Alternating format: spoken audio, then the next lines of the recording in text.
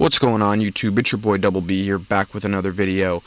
Before we get started, as always, much appreciated if you guys could like, comment, and subscribe.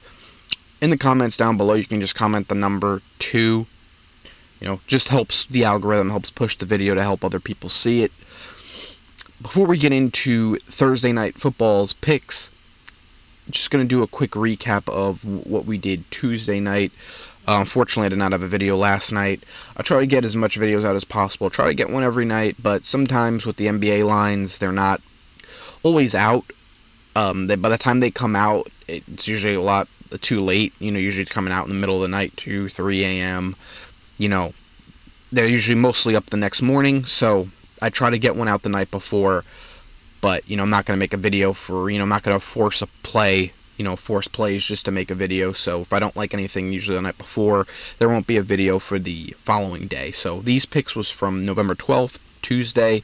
We did go 3-0 in the video picks. The added picks, unfortunately, went 1-2.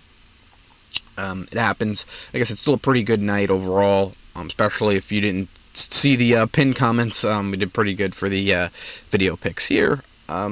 We'll recap them real quick. Jalen Duren over 1.5 assists. It was sweat-free. He had ended the game with 5 assists. I think he cashed this in the first half, so very sweat-free there. Next one here, Klay Thompson. Say glad to see him hoop against his old team. They did get the L, unfortunately, but hey, I don't care. I just needed him to get 15 points, and he did that. So he had a solid game. I think he had like 6, 7 threes. Ended with 20-something points. So very good game for Klay. And then the last video pick was Ant Edwards. He over 25.5 points. He ended up finishing with 26, so on the right side of the hook this time. And the quarter unit play for 35 plus, obviously he did not get to, but it's all right. Still a good win there. And then the video plays was Clint Capella under PRA's 19.5. He only played 17 minutes, didn't play the fourth quarter. You'd think he would go under that, but no. He dominated the time he was out on the floor. Even though he didn't play a lot, he dominated while he was out there. So unfortunately, he went over that. The one that did hit was Giannis Antetokounmpo over 7+ assists. He landed at 7. We did throw a quarter unit on his 10+. Unfortunately, he did not get to that. And then the worst beat, well, I wouldn't even say beat, it was just a bad read on my end. Devin Booker's assist ladder. We played it, at 8, 10 to 12. He had 3 assists in the first 6 minutes of the game. It was looking good, and then he ended the game with 4 assists. So, yeah, unfortunately, stuff like that happens. What are you gonna do? Like I said, let's get into the Thursday Night Football picks. I only have 2 plays: 1 player prop, 1 anytime touchdown score. I don't have a strong read for this game. It's a division game on a short week. Both teams look good on paper. They have pretty good records, but their schedules have been very soft this year, especially the last 4 or 5 games for these teams. So it's kind of hard to know what their weaknesses are, what their strengths are. So I think we'll find a lot about that tonight. But yeah, we'll get over these 2 picks, which here we'll start off with Zach Ertz over 3.5 receptions. I like this spot a lot for Zach Ertz. It is his former team, but it's not really why I'm playing it. Philadelphia has allowed tight ends to get at least 4 or more receptions in the last 4 or 5 games.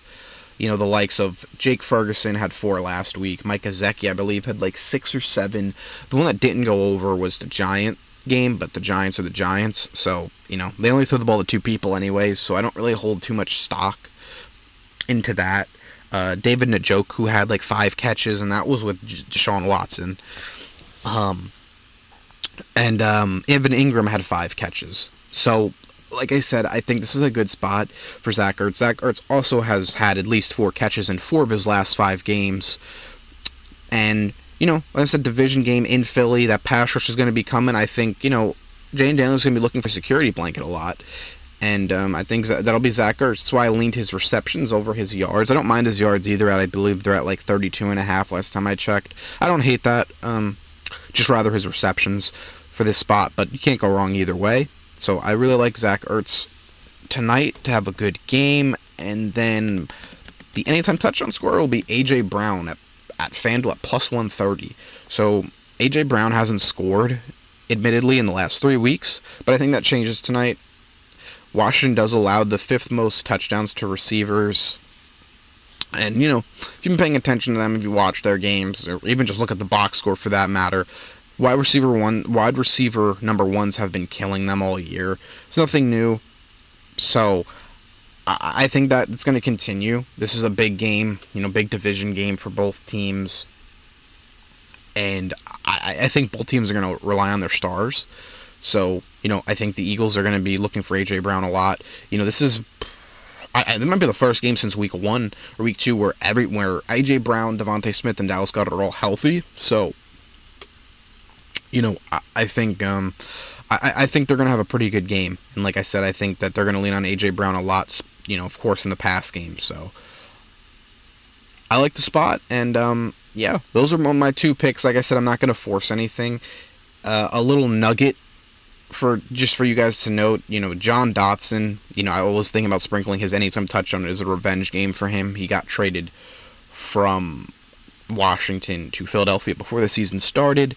He hasn't been great this year, admittedly, but, you know, revenge game. You know, if the price is right. Last time I think it was at plus 850. I'm hoping to get like plus 1,000 by game time. Usually the odds go up, especially for like, you know, low tier players. The touchdown odds start to boost up closer to game time. And, you know, I don't know how to pronounce this guy's name on Washington, but he was on Philadelphia last year. His first name starts with an O and his last name starts with a Z. If you see it, you would know. You know who he is. It looks like Zucchini. His last name is how it's spelled. So it's also a revenge game for him. So it might be sprinkling on both those guys. The score might even put him in a little parlay. I do have a bonus bet. I might just throw that on there, you know, just for fun. But yeah, that'll be on my Twitter if I do any parlays or anything. So definitely follow me at @BB_picks. That will be in the link in the description below. And then if I have any added plays, I will, you know, any straights or anything like that, I will drop them down in the pinned comment section down below. So other than that, I have nothing else left for you guys. Just wish you guys the best of luck tonight. Hopefully we all hit our bets. And yeah, I'm signing out. I'll see you all in the next video. Peace.